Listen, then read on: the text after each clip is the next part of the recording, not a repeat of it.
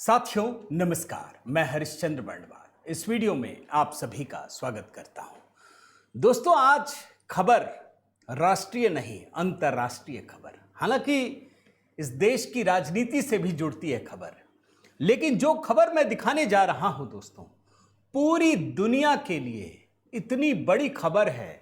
बस इतना समझ लीजिए कि ईरान से लेकर अमेरिका तक, चीन से लेकर पाकिस्तान तक हर देश तिलमिला उठा है।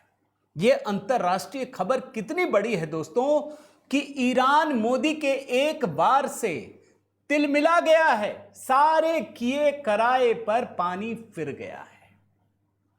आप जानते हैं दोस्तों कि ईरान ने पूरी दुनिया को बंधक बनाकर रखा हुआ है। अच्छा, एक बात मैं जरूर कह दूं, डिस्क्लेमर, अगर किसी को यह लगता है कि यह खबर हमसे नहीं जुड़ी है तो आप समझ लीजिए ध्यान से, यह खबर इस देश के एक एक नागरिक से जुड़ी है दोस्तों। ये जो युद्ध चल रहा है ना, अब तो युद्ध नहीं हो रहा है, रुका हुआ है, लेकिन युद्ध के बाद की जो परिस्थिति है वो एक एक भारतीय को प्रभावित करने वाली है। ये जो प्रधानमंत्री मोदी लगातार 2 दिनों तक देशवासियों को सचेत करते रहे, वो ऐसे ही नहीं है।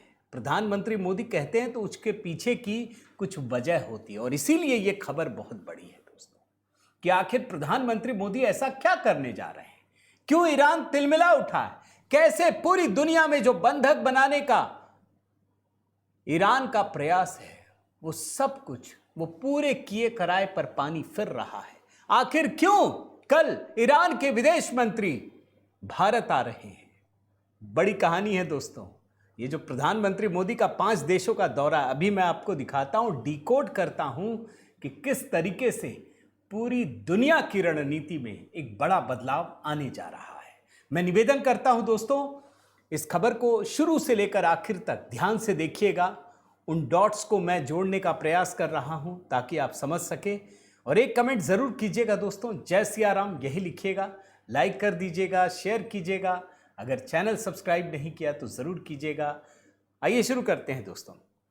पहले तो आपको बता देता हूं कि प्रधानमंत्री मोदी 2 दिनों के बाद दोस्तों 5 देशों की विदेश यात्रा पर जा रहे हैं। 6 दिनों की यात्रा है, बड़ी यात्रा है।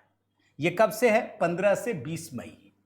15 मई को सबसे पहले यूएई की यात्रा पर पहुंचेंगे, फिर उसके बाद 15 से 17 उसी दिन नीदरलैंड में रहेंगे, 17 से 18 स्वीडन की यात्रा में, 18 से 19 नॉर्वे और 19 से 20 इटली की आधिकारिक यात्रा होगी। 5 देशों की यात्रा, 6 दिनों की यात्रा। सबसे छोटा पड़ाव कहां होगा जानते हैं? यूएई में होगा, लेकिन खबर वहीं से बहुत बड़ी है दोस्तों। पहले एक बयान सुनाता हूं। इस यात्रा के पहले प्रधानमंत्री मोदी ने बहुत छोटा सा एक बयान दिया है। लोगों का ध्यान तो पेट्रोल, डीजल, सोना खरीदने, विदेश यात्रा इसी में लगा रहा, लेकिन जिसमें लोगों का ध्यान नहीं गया, बहुत छोटी सी पंक्ति है दोस्तों, सुन लीजिए।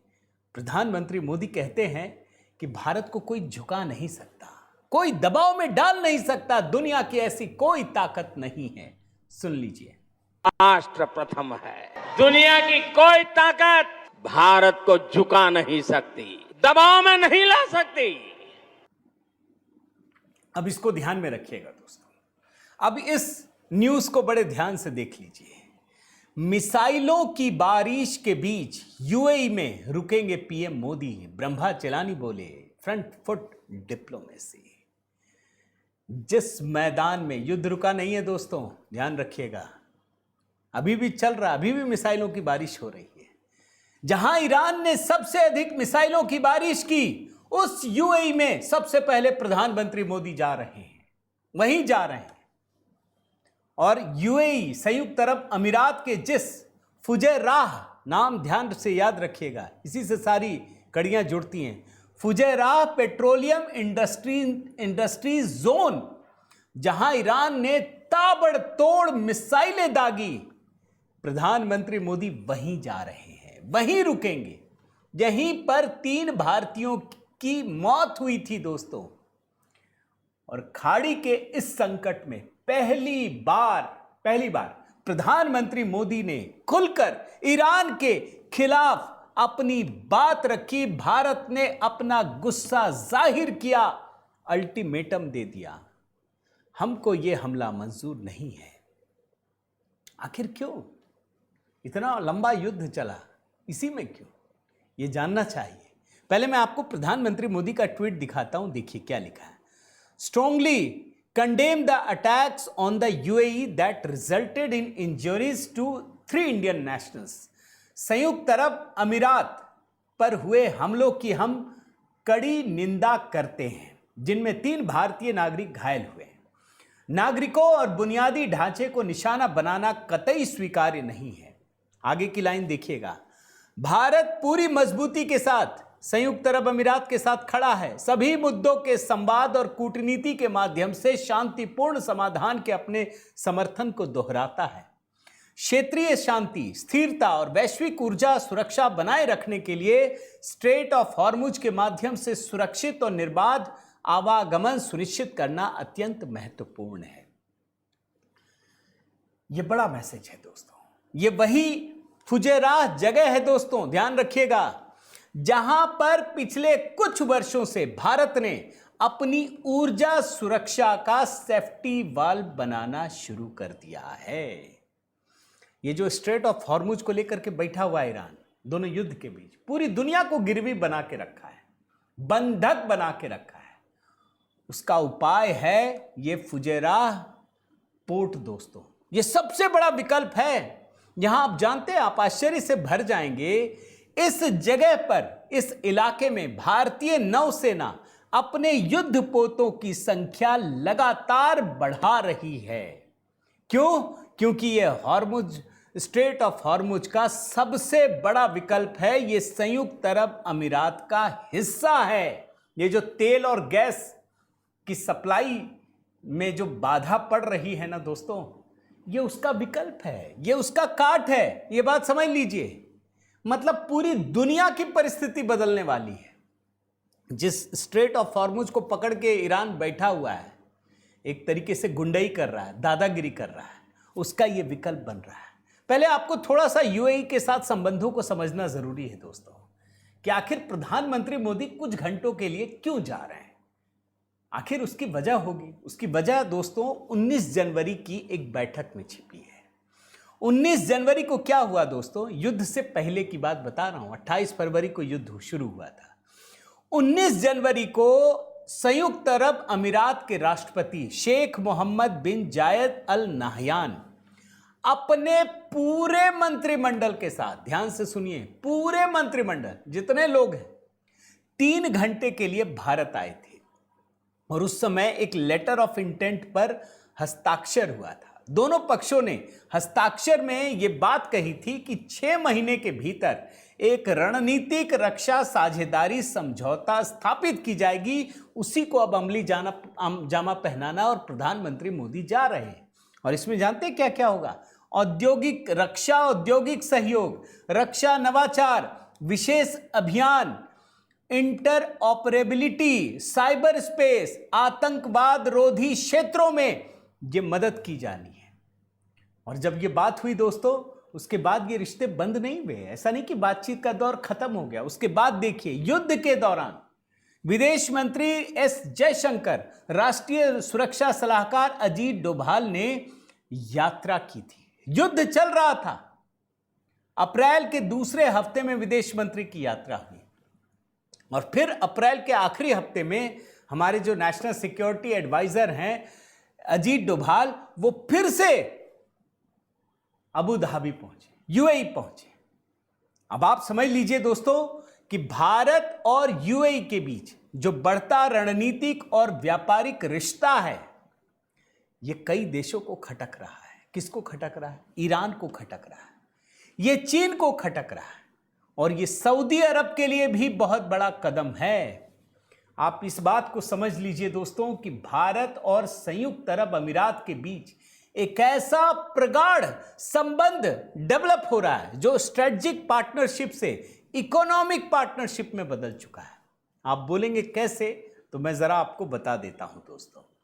ये रिश्ता किस प्रकार का है। जैसे फुजेरा, अभी मैं मैप दिखाता हूं दोस्तों, सिर्फ पहले आप समझ लीजिए कि ये जो यूएई में फुजेरा पोर्ट है दोस्तों, वहां भारत की कंपनियों ने ऑयल हब बना रखा है। ये सेफ्टी वाल्व है। जरा मैं आपको मैप दिखाता हूं दोस्तों, इस मैप को ध्यान से देखिए, ये है क्या।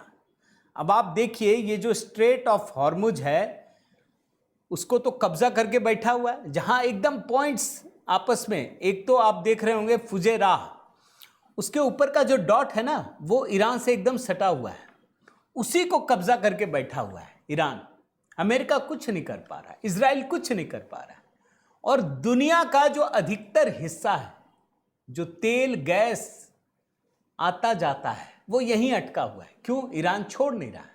लेकिन जैसे ही आप दोस्तों ये फुजेरा पोर्ट में देखेंगे, जो ओमान की खाड़ी में स्थित है, आपको समझ में आ जाएगा कि ये तो बाद का हिस्सा है। और भारत ने अगर इसमें जो कामयाबी हासिल करने की दिशा में आगे बढ़ रहा है, फिर स्ट्रेट ऑफ हॉर्मुज से अपना कोई लेना देना ही नहीं रहेगा। ईरान वहां है ही नहीं, ईरान के कब्जे में नहीं है, कुछ नहीं करेगा। आप सीधे फुजेरा पोर्ट से मुंद्रा पोर्ट आप देख रहे हैं, सीधे स्ट्रेट, कहीं कुछ नहीं है। प्रधानमंत्री मोदी दोस्तों इसी को इंप्लीमेंट करवाने जा रहे हैं। ये पूरी दुनिया के लिए, पूरी दुनिया ये देख रही है एक टक निगाह से, क्योंकि स्ट्रेट ऑफ हॉर्मुज अगर कभी ना खुले, मान लीजिए ये गुंडागर्दी चल रहा है, हम नहीं खोलेंगे, अमेरिका कुछ कर नहीं पा रहा, भारत ने विकल्प तलाश लिया है। अब भारत के पास तेल और गैस की सप्लाई चालू रह सकती है, कोई नहीं रोक सकता है। और आप इस बात को समझ लीजिए दोस्तों कि प्रधानमंत्री मोदी क्या कर रहे हैं, इसी सप्लाई चेन को अभेद्य बनाने के लिए वहां पहुंच रहे हैं, और इसके लिए बाकायदा बड़ी प्लानिंग हुई है दोस्तों। मैं देख रहा था, मैं रिपोर्ट पढ़ रहा हूं दोस्तों कि भारत के किसानों को फर्टिलाइजर्स चाहिए, अभी दिक्कत है, प्रधानमंत्री मोदी भी कह चुके हैं। इसकी सुनिश्चितता, सप्लाई बनी रहे, इसके लिए इजराइल के करीब जॉर्डन तक रेल लाइन बिछाने के लिए $2.3 बिलियन के रेलवे प्रोजेक्ट को हरी झंडी दिखाई गई। ये कम से कम 19,000 करोड़ रुपए का है दोस्तों। यानी इजराइल से भी अगर आपको कुछ करना है तो बीच में सऊदी अरब और यूएई होते हुए सीधे भारत पहुंच सकता है, कहीं स्ट्रेट ऑफ हॉर्मुज आएगा ही नहीं। यह भी प्लानिंग चल रही है।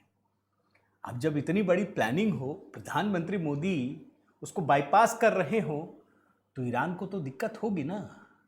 और इसीलिए दोस्तों ईरान को संयुक्त अरब अमीरात के फुजेरा पोर्ट से नफरत है। वो सोची समझी रणनीति के तहत संयुक्त अरब अमीरात के इस जगह पर, इस बंदरगाह पर लगातार निशाना बना रहा है। यह हॉर्मुज स्ट्रेट से बाहर ओमान की खाड़ी में स्थित है दोस्तों। और एक बात समझ लीजिए, अभी हाल की घटना बता रहा हूं भाई। यूएई ने क्या किया, उसने ओपेक से बाहर निकलने का फैसला किया है। क्यों? सऊदी अरब लीडर है, वही चलाता है ओपेक को। संयुक्त अरब अमीरात ने कहा कि हम नहीं रहेंगे, ना अपने को हॉर्मुज स्ट्रेट से लेना देना है, ना हमको आपके नियम कायदों से। हम अपने मन से अपना फ्री होकर बेचेंगे। हमको भारत को बेचना है तो हम भारत को जी भर के बेचेंगे, हम आपके नियम से नहीं चलेंगे। यह संयुक्त अरब अमीरात ने भी फैसला किया है, और इसीलिए ईरान को दिक्कत है। और इसीलिए दोस्तों ईरान ने क्या किया, आपको सिर्फ याद दिला देता हूं।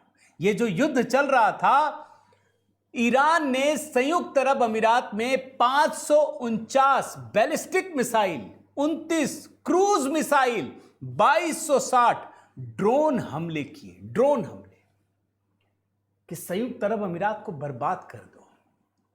और यहीं पर भारत की भूमिका बड़ी महत्वपूर्ण हो जाती है। और इसीलिए प्रधानमंत्री मोदी ने ईरान के लिए एकदम सीधे सीधे एक चेतावनी के स्वर में यह बता दिया कि यह नहीं चलेगा।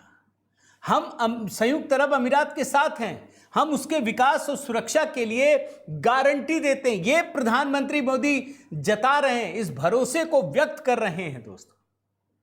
अब आप सोचिए कि खाड़ी के देशों के बीच अगर भारत की एंट्री होती है तो यह पूरी दुनिया के लिए कोई छोटी घटना नहीं है। भाई अमेरिका को भी अंदाजा नहीं था कि स्ट्रेट ऑफ हॉर्मुज को इस तरीके से बंधक बना लेगा ईरान। और ईरान ने सिर्फ, अभी तो युद्ध नहीं चल रहा, अभी तो कुछ नहीं हो रहा, कहीं नहीं हो रहा, लेकिन चूंकि स्ट्रेट ऑफ हॉर्मुज बंद है, पूरी दुनिया में उथल पुथल मची है दोस्तों। अब तो भारत में इसकी तपिश महसूस होने लगेगी। अब देखिए, ज्यादा नहीं, आज कल परसों 2-4 दिन में तो आपको महसूस होगी ही ये पेट्रोल डीजल के दाम बढ़ेंगे ही बढ़ेंगे, कोई नहीं रोक सकता। अरे पूरी दुनिया में बढ़ गई भाई, भारत कैसे कर लेगा?